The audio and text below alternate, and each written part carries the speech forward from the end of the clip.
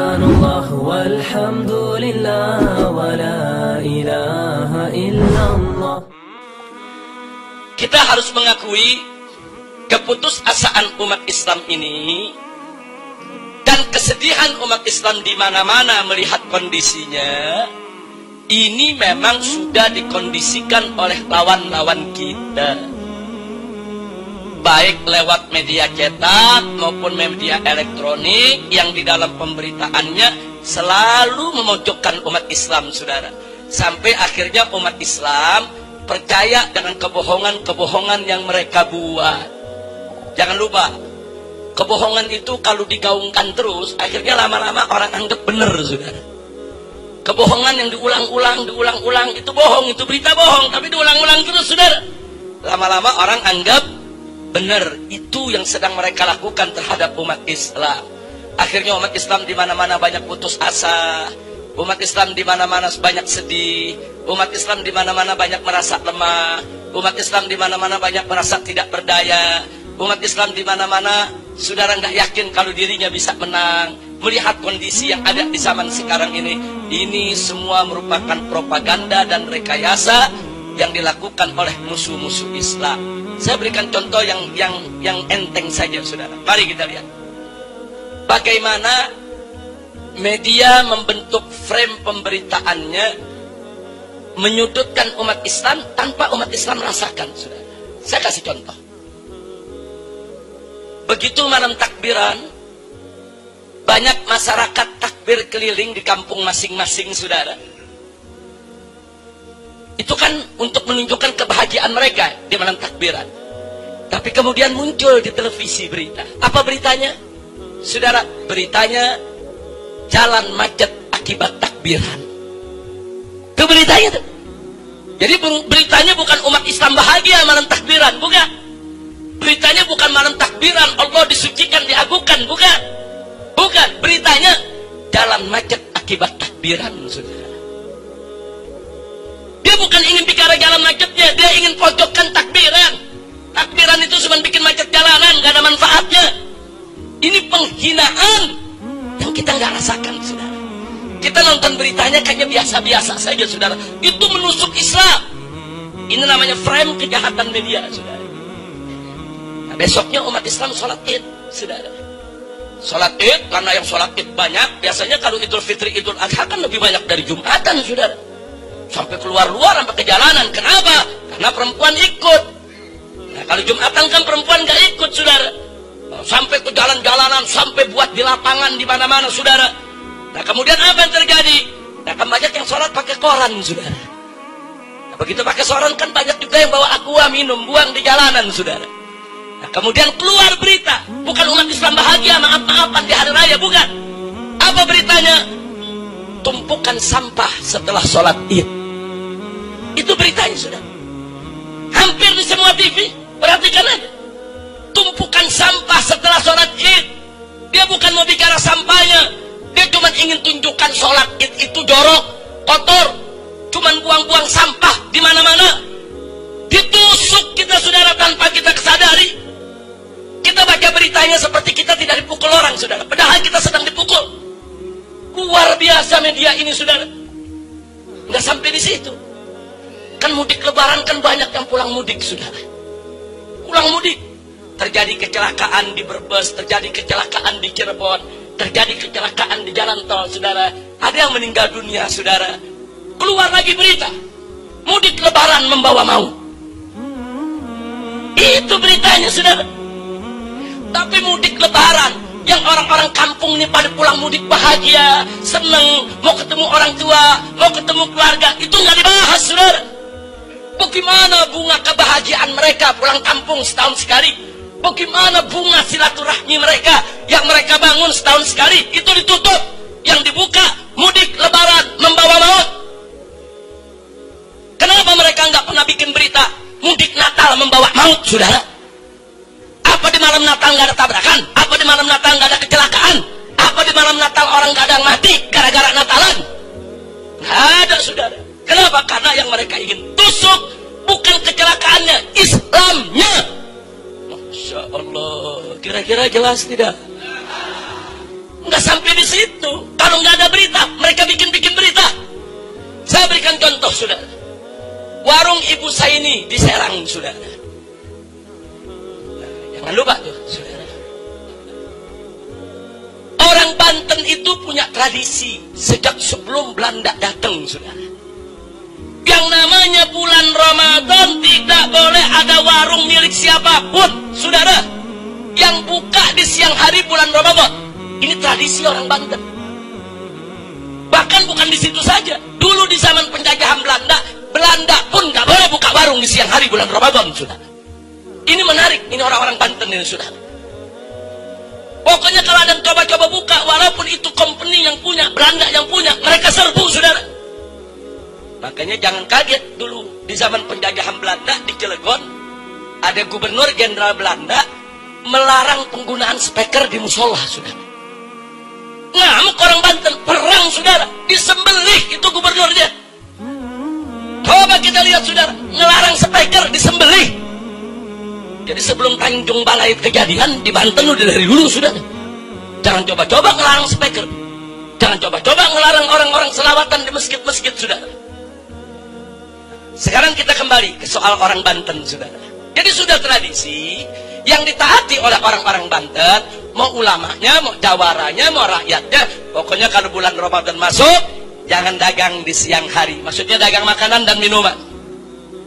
Nah, tahu-tahu kemarin ada sebuah warung buka. Saudara, begitu buka didatangi oleh Satpol PP, ditunjukkan keputusan wali kota Serangnya, saudara. Nah, supaya warung itu tutup. Selesai tutup, nggak ada masalah. Tahu-tahu datang rombongan wartawan dari Jakarta, saudara. Termasuk yang dari Kompas, saudara, dan kawan-kawan media-media lain, termasuk Metro Mini. Oh, rame-rame meliput, saudara, meliput, didramatisir. Bahkan, saudara, dengan sangat memalukannya, dia bayar itu Ibu Saini, saudara, diminta untuk nangis guling-gulingan di tanah. Mereka shoot, saudara. Terus mereka sebarluaskan itu berita. Ini akibat bulan puasa intoleran, Ramadan intoleran, saudara. Ibu Saini disuruh guling-gulingan, saudara. Dari mana kita tahu? Karena kita juga setelah itu kirim wartawan menemui Ibu Saini, saudara. Kita bawa tokoh-tokoh masyarakatnya, nemui Ibu Saini. Apa betul kau dipukuli sama Satpol PP? Apa betul kau dimiskinkan oleh Pemkot daripada Serang? Kenapa kau nangis diguling-guling? Apa betul kau dianiaya? Mengejutkannya si ibu bilang, saya sebetulnya nggak nangis keguling-guling. Nah itu kenapa di filmnya begitu? Ya saya dibayar. Bintang film aja dibayar mau guling-gulingan di tanah. Bintang film yang cantik dibayar guling-gulingan di tanah, betul? Ngaku si Ibu Saini, saudara. Dia ngaku saya dibayar, saya disuruh nangis, saya dibayar, saya disuruh guling-gulingan, saudara. Kita rekam itu semua pengakuan, saudara, dan itu kita bawa ke Kompas, saudara. Kenapa ini kalian melakukan ini? Ada permusuhan apa kalian dengan umat Islam? Kenapa kalian membuat-buat berita yang menyudutkan umat Islam? Mereka nggak bisa jawab, saudara. Nah, ini supaya kita tahu, ini tren kejahatan media, saudara. Nah, tujuannya untuk apa, saudara? Tujuannya untuk menunjukkan tuh, lihat tuh, gara-gara Ramadan intoleran, orang dagang dilarang-larang. Begitu ini ramai, saudara, Bupati Purwakarta mau cari muka, langsung bikin baliho, saudara. Apa ditulis baliho aja, saudara? Ditulis di situ, saudara, hormatilah orang yang tidak puasa. Loh, saya tidak fitnah, saudara, betul kok. MUI-nya turun, kiainya turun, saudara, ormasnya turun, rame-rame menurunkan itu baliho, saudara. Terus di televisi, di majalah ditunjukkan foto ada warung buka, perempuan-perempuan berjilbab lagi makan di siang hari bulan Ramadan, saudara. Setelah kita datangi, ternyata mereka dibayar. Mereka dibayar, pokoknya asal buka dibayar, nggak laku nggak apa-apa, dibayar. Ini permainan politik, saudara, politik licik, politik jahat, politik jorok. Masya Allah, ini gara-gara di kilometer 57 mengkritikin terus Bupati Purwakarta, Ustadz Suradi nggak diundang lagi ke Purwakarta. Beliau ini sebetulnya ada acara. Kapan ada acara, Ustadz? malam Ahad ini ada acara di Purwakarta. Tahu-tahu ditelepon sama panitia, Ustadz maaf Ustadz ya, kita dikontak sama pihak bupati, Ustadz nggak boleh ceramah di sini. Kenapa? Ya kata bupati pokoknya produk-produk 57 nggak usah kemari lah. Masya Allah, kelihatannya kilometer 57 udah dianggap sarang teroris juga kali ini. Inna lillahi wa inna ilaihi raji'un. Ini frame kejahatan media, saudara. Baik, kalau kita mau lihat lagi frame kejahatan media, mari saya tunjukkan dua kejadian. Ketika ada masjid dibakar di Tolikara, saudara. Masjid dibakar di Tolikara, saudara. Begitu masjid dibakar di Tolikara, itu media semua sibuk mencari akar masalahnya. Kenapa dibakar? Mereka nggak bicarakan masjid dibakarnya, saudara. Enggak, yang mereka cari kenapa dibakar. Nah, begitu dicari punya cari ketemu. Ternyata umat Islam di sana dilarang sholat Id, tapi masih tetap menggelar sholat Id dengan izin bupati, izin Kapolres, dan izin dandim setempat, saudara. Tapi kemudian diangkat oleh media. Apa diangkatnya? Umat Islam salah sih, udah dilarang pakai sholat. Udah masjidnya dibakar masih disalahin, saudara, oleh media. Media nyala-nyalain umat Islam, mereka nggak cerita, saudara. Bagaimana itu mereka yang melakukan penjarahan di toko-toko umat Islam di Tolikara, menghancurkan rumah-rumah warga, membakar masjid, tidak mereka beritakan. Yang mereka beritakan ini gara-gara speaker. Nah, ini speakernya mengganggu orang Kristen di Tolikara, jadi orang Kristen marah. Umat Islam disuruh jangan sholat Id, masih bandel sholat Id. Nah, makanya umat Islam jangan bandel. Semua umat Islam yang disalahin, saudara. Coba lihat. Nggak sampai di situ, pemerintah pun terpengaruh dengan media, saudara. Sampai yang ngebakar masjid diundang ke istana makan siang bersama dengan presiden. Apa ini negeri, saudara? Diundang. Udah gitu diundang berani ngancam depan presiden. Pak Presiden, kami minta 2 orang kami yang ditahan supaya dikeluarkan. Kalau nggak dikeluarkan, kami nggak tahu apa yang akan terjadi nanti. Ini presiden diancam, saudara. Sampai akhirnya sampai saat ini nggak diproses kok. Pembakar masjid, saudara, diundang ke istana, diajak makan bersama, permintaannya dipenuhi. Kenapa presiden melakukan itu? Sebab presiden termakan berita media. Media memposisikan umat Islam yang salah, bukan orang Kristen yang salah. Orang Kristennya ini baik-baik, umat Islamnya yang jahat-jahat. Insya Allah. Baik, sekarang kita pindah ke Tanjung Balai, saudara. Begitu di Tanjung Balai ada kejadian, saudara.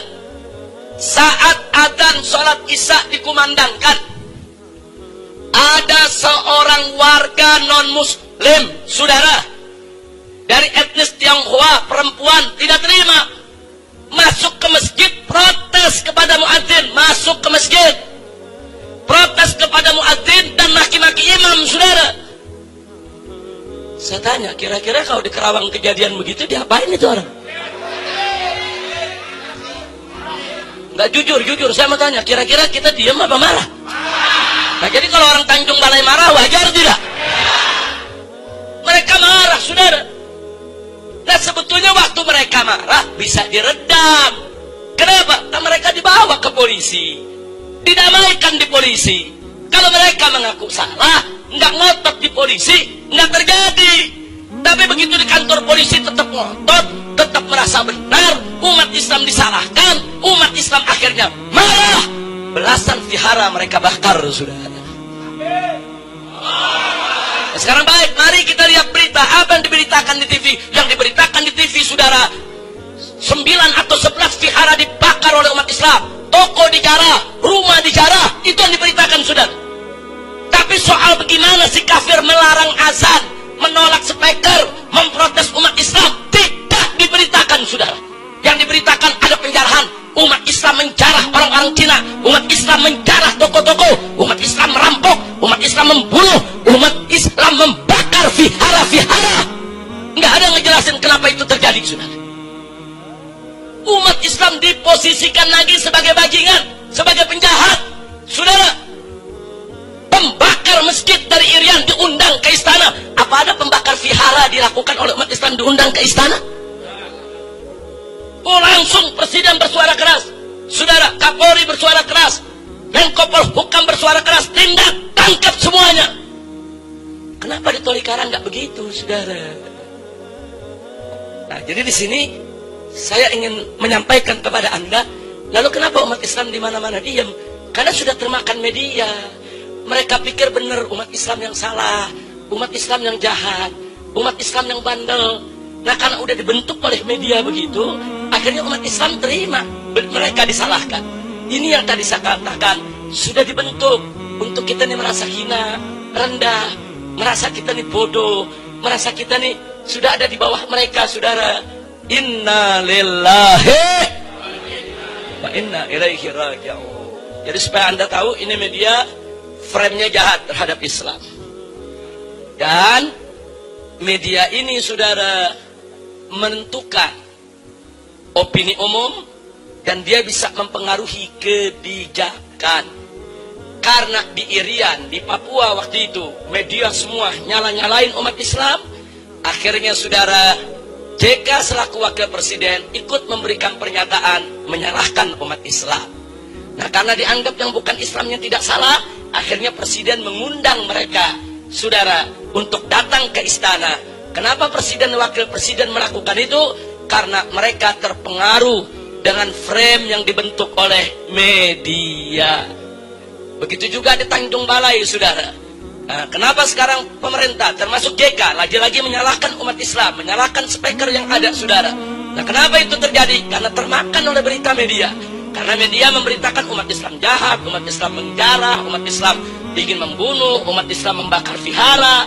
Karena umat Islam diposisikan dalam posisi yang buruk, akhirnya wakil presiden ikut menyalahkan umat Islam tanpa mengetahui akar masalahnya. Inna lillahi wa inna ilaihi raji'un.